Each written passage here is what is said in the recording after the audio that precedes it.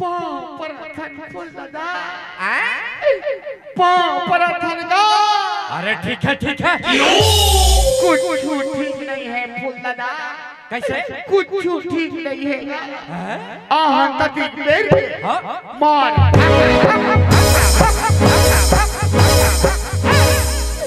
मारे भल्ला खात। ये बेगरा मल्ले हमारा रक्षा कर फूल दादा हमारा रक्षा कर।